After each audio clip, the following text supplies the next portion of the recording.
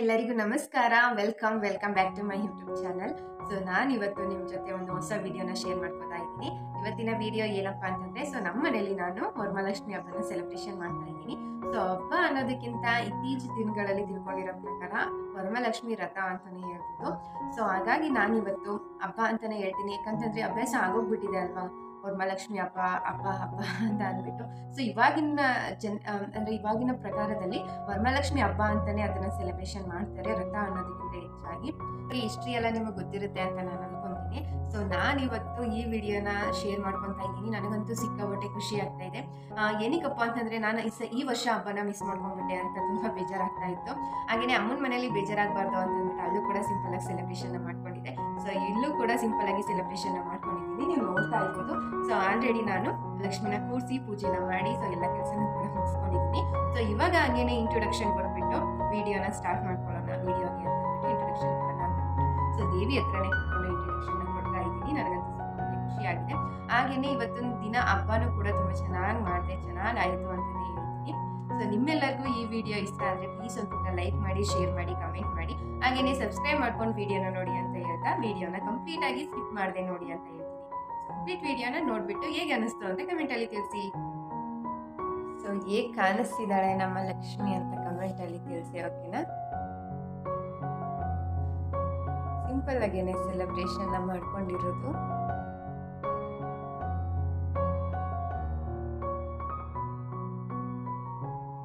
ಬೆಳಗ್ಗೆ ಬೇಗ ಎದ್ದು ಫ್ರೆಶ್ ಅಪ್ ಎಲ್ಲ ಆಗಿ ಸ್ಯಾರಿ ಕೂಡ ವೇರ್ ಮಾಡ್ಕೊಂಡಿದ್ದೀನಿ. ಸೊ ಸ್ಯಾರಿ ಬಂದುಬಿಟ್ಟು ರೆಡ್ ಕಲರಲ್ಲಿ ವೇರ್ ಮಾಡಿದ್ದೀನಿ. ರೆಡ್ ಕಲರ್ ಅಂದರೆ ನಂಗೆ ಸಿಕ್ಕಾಪಟ್ಟೆ ಇಷ್ಟ.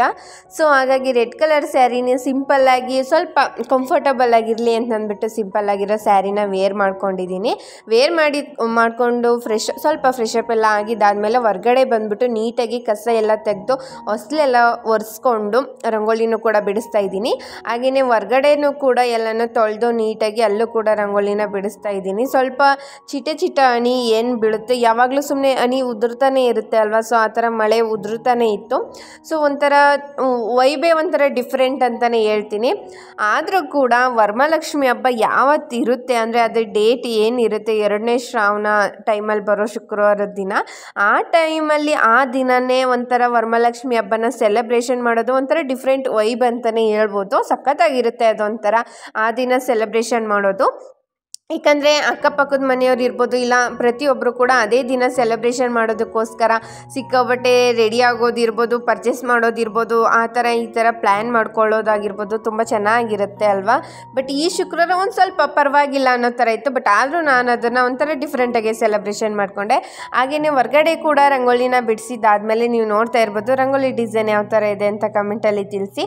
ಹಾಗೆಯೇ ನಾನು ರಂಗೋಲಿಗೆ ಬಂದುಬಿಟ್ಟು ಕೆಂಪು ಮಣ್ಣನ್ನು ಯೂಸ್ ಮಾಡೋದ್ರಿಂದ ಅದೊಂಥರ ಚೆನ್ನಾಗಿದೆ ಅಂತಲೇ ಹೇಳ್ತೀನಿ. ಒಂಥರ ಚೆನ್ನಾಗಿ ಕಾಣಿಸ್ತಾ ಇದೆ ಕಲರಿಂಗ್ ಗಿಂತನೂ ಕೂಡ. ಅದಾದಮೇಲೆ ಒಳಗಡೆಗೆ ಬಂದುಬಿಟ್ಟು ಸ್ವಲ್ಪ ದೇವ್ರ ಮನೆಯೆಲ್ಲ ಬೇಗ ಎದ್ದಿದ್ದೆ ಅಲ್ವಾ, ಅದನ್ನೆಲ್ಲ ನಾನು ವಿಡಿಯೋ ಮಾಡ್ಕೊಳ್ಳೋಕ್ಕೆ ಹೋಗಲಿಲ್ಲ. ನೀಟಾಗಿ ದೇವ್ರ ಮನೆಯೆಲ್ಲ ಕ್ಲೀನ್ ಮಾಡಿಕೊಂಡು ಫೋಟೋಸ್ ಎಲ್ಲ ಇಟ್ಟು, ಇವಾಗ ಬಿಂದಿಗೆನೂ ಕೂಡ ಇಟ್ಟು, ಬಿಂದಿಗೆಗೆ ಏನೇನು ವಸ್ತುಗಳನ್ನ ಹಾಕಬೇಕು ಲಕ್ಷ್ಮಿಗೆ ಇಷ್ಟವಾಗಿರೋದು, ಸೊ ಕಮಲದ ಬೀಜ ಆಗಿರ್ಬೋದು, ಗೋಮತಿ ಚಕ್ರ, ಆಮೇಲೆ ಕವಡಮಣಿ, ಮತ್ತು ಅರಿಶಿನ ಕುಂಕುಮ, ಮತ್ತು ಬೆಳ್ಳಿಕಾಯಿನೂ ಆಗಿರ್ಬೋದು, ಇಲ್ಲ ಚಿನ್ನದ್ದು ಏನಾದರೂ ಪ್ರತಿಯೊಂದು ಏನೇನು ಹಾಕಬೇಕು ಎಲ್ಲನೂ ಹಾಕಿಟ್ಟು, ಹಾಗೆಯೇ ವಿಳ್ಯದೆಲೆ ಮತ್ತು ಒಂದು ಕಮಲದ ಹೂವು ಅಥವಾ ನಮ್ಮ ಮನೆಯಲ್ಲಿ ರೆಡ್ ರೋಸ್ ಅಥವಾ ವೈಟ್ ರೋಸ್ ಯಾವುದಿರುತ್ತೆ ಅದನ್ನು ಹಾಕ್ಬಿಟ್ಟು ನಾನು ಕಲಸನ ಕೂರಿಸಿ ಲಕ್ಷ್ಮೀ ದೇವಿ ಏನು ಬರುತ್ತೆ ವಿಗ್ರಹ, ಅದು ಫೋಟೋ ನಾವು ಇಟ್ಕೊಂಡಿದ್ದೀವಲ್ವ ಅದನ್ನು ಕೂಡ ಹಾಕ್ಬಿಟ್ಟು ಎಲ್ಲ ಸ್ಯಾರಿ ಕೂಡ ಡ್ರೇಪಿಂಗ್ ಮಾಡ್ಕೊಂಡಿದ್ದೀನಿ. ಸೊ ಡಬಲ್ ಲೇಯರಲ್ಲಿ ನಾನು ಸ್ಯಾರಿನ ಉಡ್ಸಿದ್ದೀನಿ, ನೀವು ನೋಡ್ತಾ ಇರ್ಬೋದು, ಕಾಣಿಸ್ತಿದೆ ಅಂತ ಅಂದ್ಕೊತೀನಿ. ಸೊ ಅದು ಹೇಗೆ ಉಡಿಸ್ತೆ ಅನ್ನೋದೇ ನನಗೇ ಒಂದು ಕ್ಷಣ ಗೊತ್ತಿಲ್ಲ. ಎಷ್ಟು ಜಲ್ದಿ ಆಗೋಯ್ತು ಅಂದರೆ ನೀವು ನಂಬಲ್ಲ. ಬಟ್ ಒಂದು 2 ಮಿನಿಟ್ಸ್ ಒಳಗಡೆನೇ ಕೂಡ ಸ್ಯಾರಿ ಡ್ರೇಪಿಂಗ್ ಎಲ್ಲ ಮಾಡ್ಕೊಂಡ್ಬಿಟ್ಟೆ ನಾನು. ಅದಾದಮೇಲೆ ಏನು ಒಡವೆಗಳನ್ನ ಹಾಕಬೇಕು ಅಂತ ಅಂದ್ಕೊಂಡು ಇಟ್ಕೊಂಡಿದ್ದೆ ಬಾಕ್ಸಲ್ಲಿ, ಅದನ್ನೆಲ್ಲ ತೊಗೊಂಡು ಬಂದು ನೀಟಾಗಿ ಲಕ್ಷ್ಮೀ ದೇವಿಗೆ ಹಾಕ್ತಾ ಇದ್ದೀನಿ. ಹಾಗೆಯೇ ತಾಳಿ ಕೂಡ ಲಕ್ಷ್ಮೀ ದೇವಿದು ಇದೆ ಮನೇಲೇ. ಸೊ ಅದನ್ನು ಕೂಡ ಹಾಕಿ ವಿಗ್ರಹಕ್ಕೆ ಹಾಕ್ಬಿಟ್ಟು ಎಲ್ಲನೂ ರೆಡಿ ಮಾಡ್ಕೊತಾ ಇದ್ದೀನಿ. ಮತ್ತು ಹೂಗಳೆಲ್ಲ ಆಗಿರ್ಬೋದು, ಇಲ್ಲ ದೀಪಕ್ಕೆ ಬತ್ತಿ ಆಗಿರ್ಬೋದು, ಮತ್ತು ಪೂಜೆ ಮಾಡೋದಕ್ಕೆ ಕರ್ಪೂರ ಮತ್ತು ಊದ್ಬತ್ತಿ, ಹಾಗೆಯೇ ಧೂಪ ಪ್ರತಿಯೊಂದನ್ನು ಅದಾದ್ರ ಜಾಗಕ್ಕೆ ಇಟ್ಬಿಟ್ರೆ ನಾನು ಬೇಗ ಪೂಜೆ ಮಾಡ್ಕೋಬೋದು ಕೂತ್ಕೊಂಡು ಅಂತ ಅಂದ್ಬಿಟ್ಟು ಅದನ್ನೆಲ್ಲ ರೆಡಿ ಮಾಡ್ಕೋತಾ ಇದ್ದೀನಿ. ಅದಾದಮೇಲೆ ದೇವ್ರ ಫೋಟೋಸ್ಗಳಿಗೆಲ್ಲನೂ ಕೂಡ ಹೂವೆಲ್ಲ ಮುಡಿಸ್ಕೊಂಡೆ. ಮತ್ತು ಲಕ್ಷ್ಮೀ ದೇವಿಗೆ ಮುಡ್ಸೋದಾಗಿರ್ಬೋದು, ಮತ್ತು ಸಣ್ಣ ಪುಟ್ಟ ಕೆಲಸಗಳಂತೂ ಸಿಕ್ಕಾಪಟ್ಟೆ ಜಾಸ್ತಿನೇ ಇರುತ್ತೆ ಅಲ್ವಾ. ಒಂದು ಕೆಲಸ ಆಯ್ತಿದ್ದಂಗೆ ಎಷ್ಟು ಫಾಸ್ಟಾಗಿ ಕೈ ಓಡ್ತಾ ಇರಬೇಕು ಅಂತಂದರೆ ಹಬ್ಬದ ಟೈಮಲ್ಲಿ ಸಿಕ್ಕಾಪಟ್ಟೆ ಫಾಸ್ಟಾಗಿ ಓಡ್ತಾ ಇರಬೇಕು. ಆಮೇಲೆ ನಮ್ಮ ಅತ್ತೆ ಬಂದುಬಿಟ್ಟು ತಿಂಡಿನ ರೆಡಿ ಮಾಡ್ಕೊತಾ ಇದ್ರು. ನಾನು ಬಂದುಬಿಟ್ಟು ಕಂಪ್ಲೀಟ್ ದೇವ್ರ ಮನೆಯಲ್ಲೇ ಕೂತ್ಕೊಂಡ್ಬಿಟ್ಟಿದ್ದೀನಿ ಬೆಳಗ್ಗೆಯಿಂದನೂ ಕೂಡ, ಪೂಜೆನ ಮಾಡಿ ಮುಗಿಸೋವರೆಗೂ ಕೂಡ ಎಲ್ಲ ಕೆಲಸನೂ ಮಾಡಲೇಬೇಕಲ್ವ. ಹಾಗೆಯೇ ಮನೆಗೆ ಅಮ್ಮ ಮತ್ತು ನಮ್ಮ ಅಕ್ಕ ಅಂದರೆ ನಮ್ಮ ದೊಡ್ಡಮ್ಮನ ಮಗಳು ಇಬ್ಬರು ಬಂದಿದ್ದರು. ಸೊ ಮತ್ತು ನನ್ನ ತಮ್ಮನೂ ಕೂಡ ಬಂದಿದ್ದ, ಅವರು ಇದ್ದರು ಇವತ್ತು ಪೂಜೆಗೆ. ಇನ್ನು ಅದೊಂಥರ ಡಿಫ್ರೆಂಟ್ ವೈಬ್ ಅಂತಲೇ ಹೇಳ್ಬೋದು. ಯಾಕಂದರೆ ಯಾರಾದರೂ ಒಬ್ಬರು ಇದ್ದಾರೆ, ಅವ್ರಿಗೆ ನಾನು ಕುಂಕುಮ ಕೊಟ್ಟೆ ಅನ್ನೋದು ಒಂಥರ ಖುಷಿ ಇತ್ತು ನನಗೆ. ಅದಾದಮೇಲೆ ಇವಾಗ ದೇವ್ರ ಫೋಟೋಸ್ಗೆಲ್ಲ ಹೂವೆಲ್ಲ ಮುಡಿಸು, ಲಕ್ಷ್ಮೀ ದೇವಿಗೂ ಕೂಡ ಹೂವೆಲ್ಲ ಮುಡಿಸಿದ್ದಾಯಿತು. ಇನ್ನು ಫೈನಲಿ ಪೂಜೆ ಒಂದು ಮಾಡ್ಕೊಬೇಕು. ಆದರೂ ಸ್ವಲ್ಪ ತಟ್ಟೆಗೆ ಹಣ್ಣುಗಳೆಲ್ಲ ಜೋಡಿಸಿಟ್ಟಿರಲಿಲ್ಲ, ಅದೊಂದು ಬ್ಯಾಲೆನ್ಸ್ ಇತ್ತು ಕೆಲಸ. ಎಷ್ಟು ಜಲ್ದಿ ಮಾಡ್ಕೋತಾ ಇದ್ರೂ ಕೂಡ ಏನಾದರೂ ಒಂದು ಮಿಸ್ ಆಗಿಬಿಡುತ್ತೆ, ಇಲ್ಲ ಅದನ್ನಿಟ್ಟಿಲ್ಲ ಇದನ್ನಿಟ್ಟಿಲ್ಲ ಅಂತ ಅದು ಒಂಥರ ಕಸಿವಿಸಿ ಆಗ್ತಾ ಇರುತ್ತೆ ಅಲ್ವಾ. ಮತ್ತು ನಾನು ಲಾಸ್ಟ್ ಇಯರ್ ಬಂದುಬಿಟ್ಟು ನಾನು ಪ್ರತಿ ವರ್ಷವೂ ಕೂಡ ನೈಟ್ ಟೈಮೇ ನಾನು ಸ್ಯಾರಿ ಎಲ್ಲ ಉಡಿಸಿ ಎಲ್ಲನೂ ರೆಡಿ ಮಾಡಿಟ್ಟಿದ್ದೆ. ಕೆಲಸ ಒಂದು ಕೂರಿಸ್ತಿರ್ಲಿಲ್ಲ ಅಷ್ಟೇ. ಇನ್ನೆಲ್ಲ ತಟ್ಟೆ ಜೋಡಿಸೋದಾಗಿರ್ಬೋದು ಎಲ್ಲನೂ ಕೂಡ ನಾನು ಹೊರಗಡೆ ಇಟ್ಟು ಪೂಜೆನ ಮಾಡ್ತಿದ್ದೆ. ಬಟ್ ಈ ವರ್ಷ ನಾನು ದೇವ್ರ ಮನೆ ಒಳಗಡೆನೇ ಕೂರಿಸಿರೋದು. ಹಾಗೆಯೇ ನಾವು ಒಂಥರ ಐಡಲ್ ಥರ ಏನು ಲಕ್ಷ್ಮೀ ದೇವಿನ ಕೂರಿಸ್ಬೇಕಾದ್ರೆ ಕೈ ಅಥವಾ ಕಾಲು ಎಲ್ಲ ಪರ್ಚೇಸ್ ಮಾಡ್ಕೊಂಡಿದ್ದೆ. ಬಟ್ ಅದು ಯಾವುದೂ ಹಾಕೋಕ್ಕಾಗಲಿಲ್ಲ, ಟೈಮ್ ಶಾರ್ಟೇಜ್ ಆಗೋಗುತ್ತೆ. ಅದನ್ನೆಲ್ಲ ನಾನು ನಿಂತ್ಕೊಂಡು ಮಾಡೋದಕ್ಕೆ ಹೋದ್ರೆ ಅಂತಂದ್ಬಿಟ್ಟು ಸಿಂಪಲ್ಲಾಗಿ ಹಿಂಗೆ ಚೆನ್ನಾಗಿರುತ್ತೆ ಅಂದ್ಬಿಟ್ಟು ಇದೇ ಥರ ಕೂರಿಸ್ಬಿಟ್ಟು ರೆಡಿ ಮಾಡಿಕೊಂಡು ತಟ್ಟೆಗಳೆಲ್ಲ ಇಟ್ಟು ಮತ್ತು ಹಾಲೆಲ್ಲ ಇಟ್ಟು ಮತ್ತು ಸಕ್ಕರೆ ಬಾಳೆಹಣ್ಣು ಅಂತ ಏನು ಹೇಳ್ತೀವಿ ಅದನ್ನೆಲ್ಲ ನೈವೇದ್ಯಕ್ಕಿಟ್ಟು ಏನೇನು ಇಡಬೇಕು ಎಲ್ಲನೂ ಪ್ರತಿಯೊಂದನ್ನು ಕೂಡ ಇಟ್ಟು ಎಲ್ಲನೂ ರೆಡಿ ಮಾಡಿಕೊಂಡೆ. ಅದಾದಮೇಲೆ ಪೂಜೆ ಮಾಡೋರು ಕೂಡ ಲಕ್ಷ್ಮೀ ದೇವಿ ಥರನೇ ಅಲಂಕಾರ ಮಾಡ್ಕೊಂಡು ಬರಬೇಕಲ್ವ. ಸೊ ಹಾಗಾಗಿ ನಾನು ಜಾಸ್ತಿ ಟೈಮ್ ತೊಗೊಳ್ಳಿಲ್ಲ, ಸಿಂಪಲಾಗಿಯೇ ರೆಡಿಯಾಗಿ ಬಂದುಬಿಟ್ಟೆ. ಅಂದರೆ ತಲೆಯೆಲ್ಲ ಬಾಚ್ಕೊಂಡಿರಲಿಲ್ಲ, ತಲೆಯೆಲ್ಲ ಬಾಚ್ಕೊಂಡು ಸ್ವಲ್ಪ ಹೂವೆಲ್ಲ ಮುಡ್ಕೊಂಡು ಲಕ್ಷಣವಾಗಿ ಯಾವ ಥರ ಲಕ್ಷ್ಮೀ ದೇವಿಗೆ ಇಷ್ಟ ಆಗುತ್ತೆ ಸೊ ಆ ಥರ ರೆಡಿಯಾಗಿ ಬಂದುಬಿಟ್ಟು ಇವಾಗ ಫೈನಲಿ ಪೂಜೆನ ಮಾಡೋದಕ್ಕೆ ಸ್ಟಾರ್ಟ್ ಮಾಡಿದ್ದೀನಿ. ಸೊ ನಾನು ಕೂಡ ಅರಿಶಿನ ಕುಂಕುಮ ಎಲ್ಲ ಇಟ್ಕೊಂಡು ಲಕ್ಷ್ಮೀ ದೇವಿಗೂ ಕೂಡ ಅರಿಶಿನ ಕುಂಕುಮ ಎಲ್ಲ ಇಟ್ಟು ಮತ್ತು ನೈವೇದ್ಯಕ್ಕೆಲ್ಲನೂ ತೊಗೊಬಂದು ಇಟ್ಕೊಂಡು ಇವಾಗ ಫೈನಲಿ ಪೂಜೆನ ಮಾಡೋದಕ್ಕೆ ಸ್ಟಾರ್ಟ್ ಮಾಡ್ಕೊಂಡಿದ್ದೀನಿ. ನೀವು ನೋಡ್ತಾ ಇರ್ಬೋದು, ಅದು ಒಂಥರ ಏನೋ ಮನಸ್ಸಿಗೆ ನೆಮ್ಮದಿ ಅಂತಲೇ ಹೇಳ್ತೀನಿ. ಮನೇಲಿ ಒಬ್ಬರೇ ಇದ್ದೀರಾ ಅಥವಾ ಬೇಜಾರಾಗ್ತಿದೆಯಾ, ಇಲ್ಲ ಸಣ್ಣ ಪುಟ್ಟ ಮನಸ್ತಾಪಗಳು ಯಾರ್ಯಾರ ಮಧ್ಯೆನೋ ಆಗ್ತಾ ಇರುತ್ತೆ ಅಲ್ವಾ, ಇಲ್ಲ ಏನೋ ಸಮಥಿಂಗ್ ಏನೋ ಒಂದು ಇದ್ದೇ ಇರುತ್ತೆ, ಅಯ್ಯೋ ಏನೋ ಅದು ಹೇಳೋಕ್ಕಾಗಲ್ಲ ಬಿಡಿ, ಅರ್ಥ ಆಗುತ್ತೆ ಅಂತ ಅಂದ್ಕೊತೀನಿ. ಸೊ ಆ ಥರ ಇರೋರು ಇಲ್ಲ ಬೇರೆ ಏನೇ ಆಗಿರಲಿ ಆದಷ್ಟು ನೀವು ದೇವ್ರ ಹತ್ರ ಕನೆಕ್ಟ್ ಆಗೋಕ್ಕೆ ಟ್ರೈ ಮಾಡಿ, ಎಷ್ಟಾಗುತ್ತೋ ಅಷ್ಟು ಪ್ರಯತ್ನ ಪಡಿ. ದೇವ್ರ ಜೊತೆ ಕನೆಕ್ಟ್ ಆದಷ್ಟು ನಾವು ನೆಮ್ಮದಿಯಾಗಿರ್ತೀವಿ ಅಂತಲೇ ಹೇಳ್ತೀನಿ. ಸ್ವಲ್ಪ ನೆಗೆಟಿವ್ ಥಾಟ್ಸ್ ಎಲ್ಲ ತಲೆಯಿಂದ ಹೊರ್ಟೋಗ್ಬಿಡುತ್ತೆ. ಅದು ಹೆಂಗೆ ಚೇಂಜಸ್ ಆಗುತ್ತೆ ನಮ್ಮ ಲೈಫಲ್ಲಿ ಅಂತಂದರೆ ಅದನ್ನು ಹೇಳೋಕ್ಕೆ ಆಗಲ್ಲ, ಅದನ್ನು ಎಕ್ಸ್ಪೀರಿಯೆನ್ಸ್ ಮಾಡಿದಾಗಲೇ ಅದನ್ನು ಅರ್ಥ ಮಾಡ್ಕೊಳ್ಳೋಕೆ ಸಾಧ್ಯ. ಸಿಕ್ಕಾಪಟ್ಟೆ ನೆಗೆಟಿವ್ ಥಾಟ್ಸ್ ಬರ್ತಾ ಇದೆ, ಅಯ್ಯೋ ಏನೋ ಒಂದು ಮಿಸ್ಅಂಡರ್ಸ್ಟ್ಯಾಂಡಿಂಗ್ ಆಯಿತು, ಹಂಗಾಯಿತು ಹಿಂಗಾಯಿತು, ಅಯ್ಯೋ ಅದಾಗಲಿಲ್ಲ ನಮ್ಮ ಲೈಫಲ್ಲಿ, ಇದಿಲ್ಲ ನಮ್ಮ ಲೈಫಲ್ಲಿ ಅನ್ನೋದಕ್ಕಿಂತ ಹೆಚ್ಚಾಗಿ ಅದನ್ನೆಲ್ಲ ಯೋಚನೆ ಮಾಡೋದನ್ನ ಬಿಟ್ಟೇ ಬಿಡಿ ಅಂತಲೇ ಹೇಳ್ತೀನಿ. ಅದನ್ನೆಲ್ಲ ಬಿಡಬೇಕು ಅಂದರೆ ತುಂಬ ಕಷ್ಟ, ಅದು ಅಷ್ಟು ಈಸಿ ಅಲ್ಲ ಅಂತ ನನಗೆ ಗೊತ್ತು. ಆದಷ್ಟು ನಾವು ಏನು ಮಾಡಬೇಕು ಅಂದರೆ ಒಳ್ಳೆ ರೀತಿಲಿ ಏನೇನು ಮಾಡ್ಬೋದು ಅದ್ರ ಕಡೆ ಗಮನನ ಕೊಡಿ. ಆದಷ್ಟು ನೀವು ದೇವ್ರ ಮೇಲೆ ಭಕ್ತಿನ ಜಾಸ್ತಿ ತೋರಿಸೋದಾಗಿರ್ಬೋದು, ಇಲ್ಲ ದೇವ್ರ ಜೊತೆ ಜಾಸ್ತಿ ಕನೆಕ್ಟ್ ಆಗಿರ್ಬೋದು, ಪೂಜೆಗಳು ಮಾಡೋದಾಗಿರ್ಬೋದು ಮನೆಯಲ್ಲೇ ಮಾಡಿ. ತುಂಬ ಗ್ರ್ಯಾಂಡಾಗೆಲ್ಲ ಮಾಡಬೇಕು ಅಂತ ಏನಿಲ್ಲ ಅಲ್ವ, ಜಸ್ಟ್ 2 ದೀಪನ ಹಚ್ಚಿ 2 ಗಂಧದ ಕಡ್ಡಿನ ಹಚ್ಚಿ ಸ್ವಲ್ಪ ಟೈಮ್ ದೇವ್ರ ಮನೆಯಲ್ಲಿ ಕೂತ್ಕೊಂಡು ಪೂಜೆನ ಮಾಡಿದ್ರೆ ಅಲ್ಲ ಆಗೋ ಮನಸ್ಸಿಗೆ ಆಗೋ ನೆಮ್ಮದಿ ಎಲ್ಲೂ ಸಿಗಲ್ಲ ಅಂತಲೇ ಹೇಳ್ತೀನಿ. ಎಷ್ಟೋ ಬೇಜಾರಾಗಿರಲಿ, ಎಷ್ಟೇ ನೆಗೆಟಿವ್ ಥಾಟ್ಸ್ ಬರಲಿ, ಏನೇ ಒಂದು ಲೈಫಲ್ಲಿ ಆಗಿರಲಿ ಅದನ್ನೆಲ್ಲ ಮರೆಸ್ಬಿಡೋ ಅಂಥ ಶಕ್ತಿ ದೇವ್ರ ಮನೇಲಿ ಇದೆ. ಅಂದರೆ ದೇವಸ್ಥಾನದಲ್ಲೂ ಕೂಡ ಇದೆ, ದೇವಸ್ಥಾನಕ್ಕೆ ಡೈಲಿ ಹೋಗೋಕ್ಕಾಗಲ್ಲ, ಹಂಗೆ ಹಿಂಗೆ ಸಮಥಿಂಗ್ ಆ ಥರ ಇರುತ್ತೆ ಅಲ್ವಾ. ಸೊ ಆದಷ್ಟು ನಿಮ್ಮ ಮನೆಯಲ್ಲೇ ನೀವು ಪ್ರತಿ ಈಗ ಸ್ಪೆಷಲ್ ದಿನಗಳು ಅಂತ ಬಂದೇ ಬರುತ್ತೆ ಅಲ್ವಾ, ಹಬ್ಬಗಳಾಗಿರ್ಬೋದು, ಇಲ್ಲ ಸೋಮವಾರ ಶುಕ್ರವಾರ, ಇಲ್ಲ ಅವ್ರ ಮನೆ ದೇವ್ರ ವಾರ ಯಾವುದು ಇರುತ್ತೆ ಆ ದಿನ ನಾವು ಮನೆಯಲ್ಲೇ ಕೂಡ ಪೂಜೆ ಮಾಡೋದ್ರಿಂದ ಮನೇನೂ ಕೂಡ ತುಂಬ ಚೆನ್ನಾಗಿರುತ್ತೆ, ಮನೆಯವರು ಕೂಡ ತುಂಬ ಚೆನ್ನಾಗಿರ್ತಾರೆ, ಹಾಗೆ ನಾವು ಕೂಡ ಚೆನ್ನಾಗಿರ್ತೀವಿ. ಮತ್ತು ನಮಗೂ ಒಂಥರ ಪಾಸಿಟಿವ್ ವೈಬ್ ಬಂದೇ ಬರುತ್ತೆ. ನಾವು ಒಂಥರ ದೇವ್ರ ಹತ್ರ ಕನೆಕ್ಟ್ ಆದಾಗ ಏನೋ ಒಂಥರ ಮನಸ್ಸಿಗೆ ನೆಮ್ಮದಿ ಅನ್ನೋ ಥರ ಅನಿಸುತ್ತೆ. ಆಮೇಲೆ ಒಳ್ಳೆ ರೀತಿ ಕೆಲಸಗಳು ಮಾಡಬೇಕು ಅಂತ ಅನಿಸುತ್ತೆ. ಯಾರಿಗೂ ನಾವು ಏನನ್ನು ಕೆಟ್ಟದ್ದನ್ನು ಬಯಸೋಕ್ಕೆ ಹೋಗಬಾರ್ದು ಅಂತಲೇ ಹೇಳ್ತೀನಿ.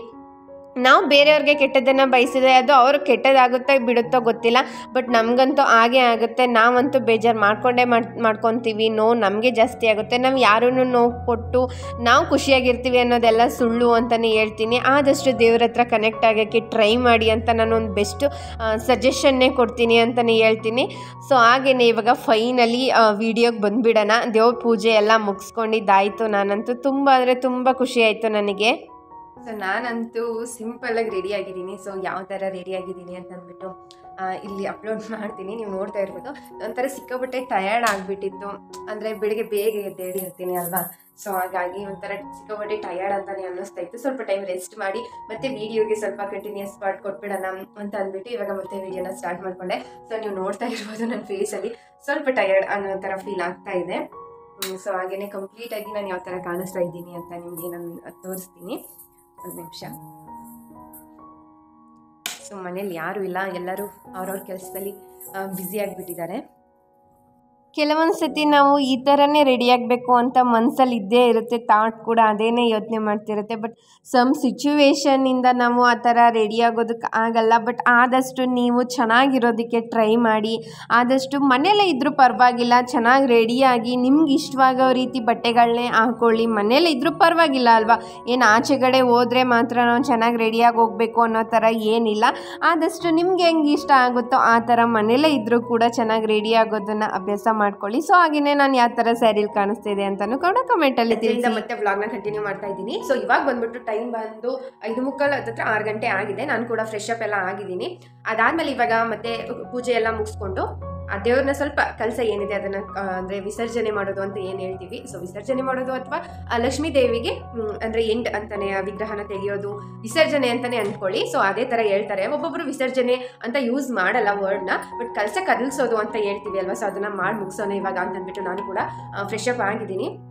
ಸೊ ಇವಾಗ ನೀಟಾಗಿ ಒಂದ್ಸತಿ ಪೂಜೆನ ಮಾಡಿಬಿಟ್ಟು ಲಕ್ಷ್ಮೀ ದೇವಿನ ಕದಲಿಸೋಣ. ಸೊ ಹಂಗೇನೆ ವ್ಲಾಗ್ನು ಕೂಡ ಕಂಟಿನ್ಯೂ ಮಾಡ್ತಾ ಇದ್ದೀನಿ, ಬನ್ನಿ. ಸೊ ಇವತ್ತಂತೂ ನನಗಂತೂ ಸಿಕ್ಕಾಪಟ್ಟೆ ಖುಷಿ. ಗೊತ್ತಿಲ್ಲ, ತುಂಬ ಗ್ರ್ಯಾಂಡಾಗಿ ಸೆಲೆಬ್ರೇಷನ್ ಮಾಡಬೇಕು ಅಂತ ಇತ್ತು ತಲೆಯಲ್ಲಂತೂ. ಬಟ್ ಈ ವರ್ಷ ಅಯ್ಯೋ ಮಿಸ್ ಆಗಿಬಿಡ್ತಲ್ಲ ಅಂತ ಮಾತ್ರ ಸಿಕ್ಕಾಪಟ್ಟೆ ಬೇಜಾರಾಗ್ಬಿಟ್ಟಿದೆ. ಮನ್ಸು ನಾನು ಎಷ್ಟು ಸರಿ ಹೇಳ್ತಿದ್ದೀನಿ ಅಂದರೆ ಈ ಸತಿ ತುಂಬ ಬೇಜಾರಾಗೋಗ್ಬಿಟ್ಟಿತ್ತು. ಅಯ್ಯೋ ನಾನು ಈ ಸತಿ ವರಮಹಾಲಕ್ಷ್ಮಿ ಹಬ್ಬ ಸೆಲೆಬ್ರೇಷನ್ ಮಾಡ್ತಾ ಇಲ್ವಲ್ಲ ಅಂತ ಬೇಜಾರಾಗಿತ್ತು. ನಾನೊಂದು ನಂಬೋದೇನಪ್ಪ ಅಂತಂದರೆ ಮೊದಲೆಲ್ಲ ನಂಬಿಕೆ ಇರಲಿಲ್ಲ, ಬಟ್ ಇವಾಗ ಇತ್ತೀಚೆಗೆ ತುಂಬ ಅಂದರೆ ತುಂಬ ನಂಬಿಕೆ ಬರ್ತಿದೆ ಅಂದರೆ ದೇವ್ರ ಮೇಲೆ. ಏನಕ್ಕಪ್ಪ ಅಂತಂದರೆ ನಾವು ದೇವ್ರನ್ನ ಪೂಜಿಸಬೇಕು, ಇಲ್ಲ ನಾನು ಪೂಜೆ ಮಾಡಬೇಕು ಅಂದ್ಕೊಳ್ಳೋದಕ್ಕಿಂತ ಲಕ್ಷ್ಮೀ ದೇವಿ ನನ್ನ ಕೈಯಾರೆ ಪೂಜೆ ಮಾಡಿಸ್ಕೋಬೇಕು ಅಂತಿದ್ರೆ ಅದು ಖಂಡಿತ ಅಂದರೆ ಪೂಜೆ ಆಗೇ ಆಗುತ್ತೆ, ಮಾಡಿಸ್ಕೋತಾರೆ. ಇಲ್ಲ ಬೇಡ ಅಂತಿದ್ರೆ ನಾವು ಏನೇ ಮಾಡೋಕ್ಕೆ ಹೋದ್ರೂ ಕೂಡ ದೇವ್ರ ಪೂಜೆನ ನಾವು ಮಾಡೋಕ್ಕೆ ಆಗೋದೇ ಇಲ್ಲ. ಸೊ ಅದನ್ನಂತೂ ನಾನು ಸಿಕ್ಕಾಬಿಟ್ಟೆ ನಂಬ್ತೀನಿ. ಸೊ ಯಾಕಂದರೆ ನಾನು ಈ ವರ್ಷ ನಿಜ ಪ್ರಾಮಿಸ್ ಆಗ್ಲೂ ನಾನು ಈ ವರ್ಷ ಪೂಜೆ ಮಾಡಲ್ಲ ಅಂತಲೇ ಅಂದ್ಕೊಂಡ್ಬಿಟ್ಟಿದೆ. ಬಟ್ ಇಲ್ಲ, ನಾನು ಬಂದು ಮತ್ತೆ ಮನೆಗೆ ವಾಪಸ್ ಬಂದು ಮನೆಯೆಲ್ಲ ನೀಟಾಗಿ ಕ್ಲೀನ್ ಮಾಡಿ ಎಲ್ಲನೂ ರೆಡಿ ಮಾಡಿ ಇವಾಗ ಪೂಜೆನೂ ಕೂಡ ಮಾಡಿದೆ. ನಾನು ಬೆಳಗ್ಗೆನೂ ಅಂದ್ಕೊತಿದ್ದೆ ಅಷ್ಟೊಂದು ಚೆನ್ನಾಗಿ ಪೂಜೆ ಆಗಲ್ವೇನೋ ಇವತ್ತು ಅಂತ. ಇಲ್ಲ, ಎಷ್ಟು ಸಡನ್ನಾಗಿ ಅಂದರೆ ಎಷ್ಟು ಪಟ ಅಂತ ಪೂಜೆ ಆಯಿತು ಗೊತ್ತಾ. ತುಂಬ ಈಸಿಯಾಗಿ ಪೂಜೆ ಆಯಿತು. ನನಗಂತೂ ತುಂಬ ಅಂದರೆ ತುಂಬ ಖುಷಿ ಆಯಿತು. ಎಷ್ಟು ಸತಿ ಹೇಳಿದ್ರು ಸಾಲೋದೇ ಇಲ್ಲ ಅಂತಲೇ ಹೇಳ್ತೀನಿ. ತುಂಬ ಅಂದರೆ ತುಂಬ ಖುಷಿ ಆಯಿತು ಈ ವರ್ಷ ವರಮಹಾಲಕ್ಷ್ಮಿ ಹಬ್ಬ. ಸಂಜೆ ಪೂಜೆನೂ ಕೂಡ ಮಾಡ್ಕೊತಾ ಇದ್ದೀನಿ. ಅಂದರೆ ಲಕ್ಷ್ಮೀ ದೇವಿ ಕಲಸನ ಕದಲಿಸ್ಬೇಕಲ್ವ. ಸೊ ಹಾಗಾಗಿ ಮತ್ತೆ ಹೊಸ್ದಾಗಿ ಎಲ್ಲ ಹೂವೆಲ್ಲ ತೊಗೊಂಡು ಬಂದು ಎಲ್ಲ ಹೂವೆಲ್ಲ ಇಟ್ಟು ಪೂಜೆನೂ ಕೂಡ ಚೆನ್ನಾಗಿ ಮುಗಿಸ್ಕೊಂಡೆ.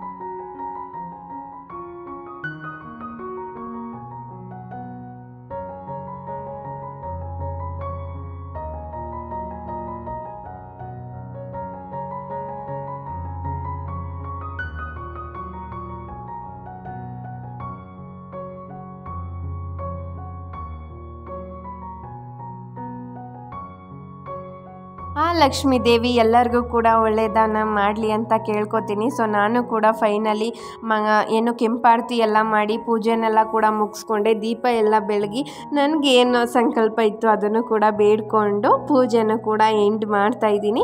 ಹಾಗೆಯೇ ಲಕ್ಷ್ಮೀ ದೇವಿ ಕಲಸನ್ನು ಕೂಡ ಕದಲಿಸ್ದೆ. ಸೊ ಇದಾಗಿತ್ತು ನಮ್ಮನೆ ವರಮಹಾಲಕ್ಷ್ಮಿ ಹಬ್ಬದ ವಿಡಿಯೋ. ಸೊ ಐ ಹೋಪ್ ಈ ವಿಡಿಯೋ ನಿಮ್ಗೆ ಇಷ್ಟ ಆಯಿತು ಅಂತ. ಸೊ ಪ್ಲೀಸ್ ಇಷ್ಟ ಅಂದರೆ ಒಂದು ಪುಟ್ಟ ಲೈಕ್ ಮಾಡಿ, ಶೇರ್ ಮಾಡಿ, ಕಮೆಂಟ್ ಮಾಡಿ, ಹಾಗೆಯೇ ಸಬ್ಸ್ಕ್ರೈಬ್ ಮಾಡ್ಕೊಂಡು ವಿಡಿಯೋನ ನೋಡಿ ಅಂತ ಹೇಳ್ತಾ ಸಿಗ್ತೀನಿ ನೆಕ್ಸ್ಟ್ ವಿಡಿಯೋದಲ್ಲಿ. Thanks for watching my video. ಯಾವಾಗಲೂ ಖುಷಿಯಾಗಿರಿ.